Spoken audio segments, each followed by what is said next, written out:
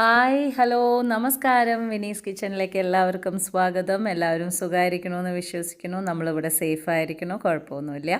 പോയ ലെറ്റ്സ് ടോക്കിൽ നമ്മൾ സംസാരിച്ചിട്ടുണ്ടായിരുന്നു ഒരുപാട് കാര്യങ്ങളെക്കുറിച്ചിട്ട്. അതിൽ നമ്മൾ പറഞ്ഞ ഒരു കാര്യമാണ്, ഒരു സദ്യയൊക്കെ വന്നു കഴിഞ്ഞിട്ടുണ്ടെങ്കിൽ എങ്ങനെയാണ് വിനീസ് കിച്ചൺ പ്രിപ്പയർ ചെയ്യണത് എന്നുള്ളതാണ് നിങ്ങൾ കാണാൻ പോകുന്നത്. നമ്മൾ സംസാരിച്ച ഒരുപാട് കാര്യങ്ങൾ എല്ലാവർക്കും റിലേറ്റ് ചെയ്യാൻ പറ്റി. അത് ശരിക്കും ഒരു ഞങ്ങളുടെ ലൈഫിലും ഇതുപോലെ നടന്നിട്ടുണ്ട് എന്നെല്ലാം പറഞ്ഞ് ഒരുപാട് പേരെന്നെ കംഫർട്ട് ചെയ്തു. എല്ലാവരും ഒരുപാട് പേര് എനിക്ക് മെസ്സേജ് അയച്ചിട്ടുണ്ടായിരുന്നു. അങ്ങനെ ആ ഒരു ഘട്ടത്തിലൂടെ പോയിക്കൊണ്ടിരിക്കുന്ന സമയത്ത് ഉണ്ടായിരുന്ന ഒരു സിറ്റുവേഷനാണ് ഞാൻ നിങ്ങൾക്കിപ്പോൾ കാണിച്ചു തരാൻ പോകുന്നത്. ഫോർ എക്സാമ്പിൾ, ഒരു സദ്യ ദിവസമാണ്, തലേ ദിവസമാണ് നിങ്ങൾ കാണുന്നത്. ഇത്രയും ഐറ്റംസാണ് നമ്മൾ പിറന്നാൾ സദ്യയ്ക്ക് വേണ്ടിയിട്ട് അവർ പറഞ്ഞിട്ടുണ്ടായിരുന്നത്. തലേ ദിവസം രാത്രി തന്നെ ഇതെല്ലാം മുറിച്ച് വെച്ചിട്ടില്ല എന്നുണ്ടെങ്കിൽ നിങ്ങൾക്ക് എല്ലാവർക്കും അറിയാം, അടുത്ത ദിവസം രാവിലെ നമുക്ക് ഇത്രയും ഐറ്റംസ് ഉണ്ടാക്കാൻ പറ്റില്ല എന്നുള്ളത്. പിന്നെ ക്വാണ്ടിറ്റിയും കുറച്ച് കൂടുതലുള്ളത് കൊണ്ട് തന്നെ നമ്മൾ ഇതെല്ലാം മുറിച്ച് റെഡിയാക്കി വെച്ചിട്ടുണ്ടെങ്കിൽ രാവിലെ എണീക്കുക, കുക്ക് ചെയ്യുക എന്നുള്ളത് മാത്രമേ ഉണ്ടായിരുന്നുള്ളൂ. അപ്പോൾ ഇതെല്ലാം തന്നെ നമ്മൾ റെഡിയാക്കി വെച്ചു. ആൻഡ് അടുത്ത ദിവസം, അതായത് രാത്രി കിടക്കാൻ തന്നെ നല്ലോണം ലേറ്റ് ആവും ഈ ഒരു സമയത്തൊക്കെ. അത് കഴിഞ്ഞതിന് ശേഷം അടുത്ത ദിവസം രാവിലെ നമ്മൾ ചോറുണ്ടാക്കലും കാര്യങ്ങളൊക്കെ തിരക്കാണ്. എന്താണെന്ന് വെച്ചാൽ ആ ഒരു എന്താ പറയുക, ചിട്ടയോടുകൂടി ചെയ്തിട്ടില്ല എന്നുണ്ടെങ്കിൽ ഇത്രയും ക്ലിയർ ആയിട്ട് നിങ്ങൾക്കൊരു സദ്യ ഒന്നും പ്രിപ്പയർ ചെയ്തിട്ട് നിങ്ങൾക്ക് കൊടുക്കാൻ പറ്റില്ല ഒരാൾക്കും. ആൻഡ് എന്നെ സംബന്ധിച്ചിടത്തോളം ഞാൻ വളരെ ക്ലീൻ ആയിട്ടാണ് കാര്യങ്ങൾ പ്രിപ്പയർ ചെയ്തിട്ട് ഒരാൾക്ക് ഹാൻഡ് ഓവർ ചെയ്യുക. അതും 1 to 2 hours ബിഫോർ തന്നെ നമ്മൾ എല്ലാ കാര്യങ്ങളും ചെയ്തിരിക്കും. അപ്പോൾ എന്തൊക്കെ ഉണ്ടാക്കിയത് നോക്കുകയാണെന്നുണ്ടെങ്കിൽ പഴം, പപ്പടം, അച്ചാറ്, നാരങ്ങ അച്ചാറ്, ഇഞ്ചിപ്പുളി, അതേമാതിരി തന്നെ അവർക്ക് പരിപ്പ് വട വേണം എന്നൊരു റിക്വസ്റ്റ് ഉണ്ടായിരുന്നു, അതും ഉണ്ടാക്കി കൊടുത്തു. ശർക്കര ഉപ്പേരി, ചിപ്സ്, ബനാന ചിപ്സ്, അതും ഉണ്ടാക്കി കൊടുത്തിട്ടുണ്ടായിരുന്നു. പിന്നെ ഇലയുണ്ട്.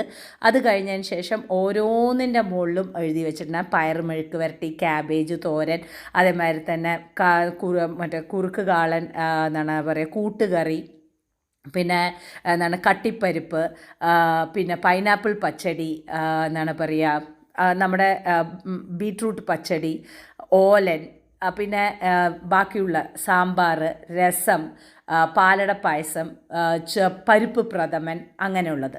ചോറ് അവരെ സംബന്ധിച്ചിടത്തോളം ഇൻഡിവിജ്വൽ ആയിട്ടുള്ള ബോക്സിൽ മതി എന്ന് പറഞ്ഞിട്ടുണ്ടായിരുന്നു. അതുകൊണ്ട് തന്നെ ചോറ് നമ്മൾ ഇൻഡിവിജ്വലായിട്ട് നമ്മൾ പാക്ക് ചെയ്തു.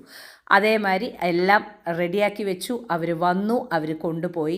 അപ്പോൾ നമ്മൾ ഇതെല്ലാം, അതായത് ഒരു 1.5 hours നമ്മൾ പാക്കിങ്ങിനും കൂടി കരുതിയിട്ട് വേണം നമ്മൾ ഈ ഒരു ഫുഡ് ഉണ്ടാക്കാൻ സമയത്ത് നമ്മൾ നിൽക്കേണ്ടത്. അപ്പോൾ ഇതെല്ലാം ചെയ്യുന്ന സമയത്താണ് നമുക്ക് ആ ഒരു പ്രഷർ വരുന്നത്. അതായത് അപ്പോൾ വീണ്ടും ചോദിക്കണ പോലെ, ഇതൊന്നും ആരും ഇല്ലാണ്ടാണോ ചെയ്യുന്നത് എന്ന് ചോദിച്ച ആൾക്കാരോടുള്ള ഉത്തരമാണ് ഈ പറയുന്നത്. പോയ ലെറ്റ്സ് ടോക്കിലും നമ്മൾ അതന്നെയാണ് പറഞ്ഞത്, ഇപ്രാവശ്യവും നമ്മൾ അതന്നെയാണ് പറയാൻ ഉദ്ദേശിക്കുന്നത്. നമ്മൾ അങ്ങനെ ഒരു സിറ്റുവേഷനിൽ ആയി കഴിഞ്ഞിട്ടുണ്ടെങ്കിൽ നമ്മൾ എന്ത് ചെയ്യും? നമ്മളെ തന്നെ നമ്മൾ ട്യൂൺ ചെയ്ത് നമ്മൾ കൊണ്ടുവരും, അല്ലേ? അപ്പോൾ ഇതൊക്കെ നമ്മൾ ആ ഒരു ലെവലിലേക്ക് ചെയ്തിട്ടുള്ള കാര്യത്തിൽ ഒരെണ്ണമാണ്. മനസ്സിലായില്ലേ? പോയ വീഡിയോയിൽ പറഞ്ഞ പോലെ തന്നെ ഇവിടെ ഒരാളെയും കുറ്റപ്പെടുത്താനോ അവർക്ക് എന്തുകൊണ്ട് താല്പര്യമില്ലയെന്നോ അങ്ങനെയൊന്നും നമ്മൾ പറഞ്ഞിട്ട് കാര്യമില്ല. എല്ലാവർക്കും എല്ലാ സമയത്തും നമ്മളെ ഒന്നും ഹെൽപ്പ് ചെയ്യണം എന്നുള്ള ഒരു ചിന്താഗതിയൊന്നും വരില്ല, അല്ലേ? ശരി, അതൊക്കെ പോട്ടെ. ഇനി അതൊക്കെ കഴിഞ്ഞതിന് ശേഷം അതൊക്കെ അവർ കൊണ്ടുപോയി ആൻഡ് എല്ലാം തൃപ്തിയായിരുന്നു എന്ന് അവരെനിക്ക് മെസ്സേജ് അയച്ചു. ഇനി നമ്മൾക്ക് ഈ ഒരു സമയത്തും എന്താ പറയുക, നമ്മുടെ ഐസ്ക്രീം ട്രക്ക് വന്നിട്ടുണ്ടായിരുന്നു. ഇതുപോലത്തെ ട്രക്കുകൾ നമ്മളുടെ കോളനിയുടെ ഉള്ളിലേക്ക് 1-2 പ്രാവശ്യം വരാറുണ്ട് കേട്ടോളൂ. അപ്പോൾ ഓരോരുത്തർക്ക് ഇഷ്ടമുള്ളത് വാങ്ങിച്ചു. കണ്ണേട്ടൻ്റെ താല്പര്യം ബിസ്കോഫിൽ റിലേറ്റ് ചെയ്തിട്ടുള്ള എന്തോ ഒരു സംഭവമാണ് കണ്ണേട്ടൻ വാങ്ങിച്ചിട്ടുണ്ടായിരുന്നത്. കിച്ചുവിൻ്റേതായിട്ടുള്ള രീതിയിൽ വാങ്ങിച്ചിട്ടുണ്ടായിരുന്നു. എനിക്ക് പ്ലെയിൻ വാനില ഐസ്ക്രീമും ഒരു പഞ്ഞിമുട്ടായിയും കൂടി നമ്മൾ താങ്ങിയിട്ടുണ്ടായിരുന്നു.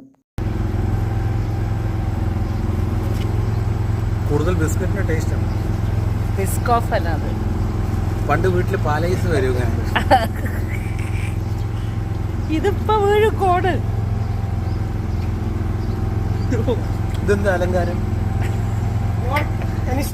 കിച്ചാപ്പൂ വേറെ എന്തൊക്കെയോ മാഷ്മെല്ലോസ് ഒക്കെ എന്തൊക്കെയോ ഇട്ടിട്ടുള്ളതാണ് വാങ്ങിയിട്ടുണ്ടായിരുന്നത്. ഇത് മാസത്തിലൊരിക്കൽ ഇങ്ങനെ നമ്മളുടെ ഓരോ സൈഡിലേക്കായിട്ട് ഇങ്ങനെ വരും. അപ്പോൾ ആ ഐസ്ക്രീമിൻ്റേതായിട്ടുള്ള ബെല്ലൊക്കെ അടിച്ചിട്ട് വരുന്നത് കാണുമ്പോൾ തന്നെ പിള്ളേരൊക്കെ കൂടി വരും. നമുക്ക് പിന്നെ നമ്മുടേതായിട്ടുള്ള അജണ്ടയുണ്ട്. പഞ്ഞിമുട്ടായി വിട്ടിട്ടൊരു കളിയില്ല. അത് നാട്ടിലത്തെ വായ മുഴുവൻ നിറയുന്ന ആ ഒരു വൃത്തികെട്ട കളറിലുള്ള പഞ്ഞിമുട്ടായി ആണെങ്കിലും നമ്മളത് കഴിച്ചിരിക്കും. അങ്ങനെ ഒരു കയ്യിൽ പഞ്ഞിമുട്ടായിയും ഒരു കയ്യിൽ ഐസ്ക്രീമുമായി ആർക്കും കൊടുക്കാൻ താല്പര്യമില്ലാതെ ഞാൻ ആ കഷ്ടപ്പാടും ബുദ്ധിമുട്ടും എല്ലാം സഹിച്ച് ഫുൾ ആൻഡ് ഫുള്ളായിട്ട് കഴിച്ച് തീർക്കാൻ ഞാൻ തീരുമാനിച്ചു. ബിക്കോസ് നമുക്ക് വിഷമം വന്നാലും സന്തോഷം വന്നാലും ഭക്ഷണം കഴിക്കുന്ന ഒരാളാണ് ഞാൻ. അതുകൊണ്ട് കണ്ണേട്ടൻ എൻ്റെ ഐസ്ക്രീം ഒന്ന് പിടിക്കാൻ പറഞ്ഞാൽ പോലും എനിക്ക് വിശ്വാസം ഉണ്ടായിരുന്നില്ല. പക്ഷേ സൈഡ് ബൈ സൈഡായിട്ട് കണ്ണേട്ടൻ പഞ്ഞിമുട്ടായി എടുത്തിട്ട് പോയി. പക്ഷേ കിച്ചുവിന് അതൊന്നും താല്പര്യമില്ലാത്തതുകൊണ്ട് വലിയ കുഴപ്പമില്ല. അങ്ങനെ ഞാൻ പഞ്ഞിമുട്ടായിയും കഴിച്ചു, അങ്ങനെ ഐസ്ക്രീമും കഴിച്ചു. എൻ്റെ സങ്കടം മുഴുവൻ ഞാൻ തീർത്തു. ദിവസം അവസാനിക്കുന്നില്ല. ഇനി നമ്മൾ ചെയ്യാൻ പോകുന്നത് അന്നത്തെ ദിവസത്തെ വലിയ വലിയ വിനീസ് കിച്ചൻ്റെ ഓർഡറാണ്. അതായത് കൊറിയൻ ചീസ് ബൺസാണ് നമ്മൾ ചെയ്യാൻ പോകുന്നത്. ഗാർലിക് ബൺസാണ് ചെയ്യാൻ പോകുന്നത്. അതിൻ്റെ ബൺസ് എല്ലാം റെഡിയാക്കി വെച്ചു. ഇത് എൻ്റെ സീക്രട്ട് റെസിപ്പിയാണ്, വിനീസ് കിച്ചൺ സിഗ്നേച്ചർ റെസിപ്പിയാണ്. അതിൻ്റെ ഉള്ളിൽ ഇടാനുള്ള കംപ്ലീറ്റ് അതിൻ്റെ ഉള്ളിൽ ഇടാനുള്ള ക്രീമാണ് അത് ആക്കി വെച്ചത്. ഇപ്പോൾ നിങ്ങൾ കാണുന്നത് അതിൻ്റെ മുകളിൽ തേക്കാനുള്ള ഹെർബ് ബട്ടറാണ്. അപ്പോൾ ആ ചീസിൻ്റെ ഫില്ലിംഗ് മുഴുവൻ തന്നെ എന്താണ് പറയുക അതിൻ്റെ ഉള്ളിലേക്ക് കംപ്ലീറ്റ് ആയിട്ട് നമ്മൾ വെച്ചിട്ടുണ്ട്. അത് കഴിഞ്ഞതിന് ശേഷം ഇതിനെ ഈ ഒരു ഹെർബിനെ അതിലേക്ക് വെക്കും. ഒരുപാട് പേര് എൻ്റെ അടുത്ത് ചോദിക്കാറുണ്ട്, ഇതിൻ്റെ റെസിപ്പി ഒന്ന് പറഞ്ഞു തരുമോ എന്ന് ചോദിക്കാറുണ്ട്.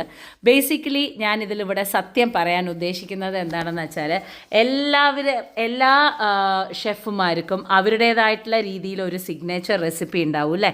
ആ സിഗ്നേച്ചർ റെസിപ്പി എന്ന് പറയുന്നത് അവരുടേതായിട്ടുള്ള രീതിയിൽ കാത്തു സൂക്ഷിക്കുന്ന ഒരു റെസിപ്പി അല്ലേ. അപ്പോൾ ആ ഒരു റെസിപ്പി ആയിട്ട് വിനീസ് കിച്ചൻ്റെ നിങ്ങൾ കണ്ടാൽ മതി. സോ അതുകൊണ്ടാണ് നമ്മൾ ഇത് ഡിസ്ക്ലോസ് ചെയ്യാത്തത്. ബിക്കോസ് ഇതെൻ്റെ എക്സ്ക്ലൂസീവ് റെസിപ്പിയാണ്. അതെല്ലാം മുകളിൽ ആക്കിയതിന് ശേഷം നമ്മൾ ജനറസ് എമൗണ്ട് ആയിട്ടുള്ള രീതിയിൽ നമ്മൾ ചീസ് വയ്ക്കും.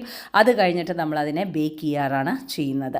സോ ഇതുപോലെയാണ് കൊറിയൻ ചീസ് ബൺസ് നമ്മൾ ബേക്ക് ചെയ്തിട്ട് നമ്മൾ കൊടുക്കുന്നത്. And it is of high demand എന്ന് വേണമെങ്കിൽ പറയാം. ഭയങ്കര ഡിമാൻഡ് കൂടുതലുള്ള ഒരു ഐറ്റമാണ് ഈ ഒരു കൊറിയൻ ചീസ് ബൺസ്. എനിക്ക് അത് മാത്രമായിട്ട് എക്സ്ക്ലൂസീവായിട്ട് എനിക്ക് ഓർഡേഴ്സ് കിട്ടാറുണ്ട്.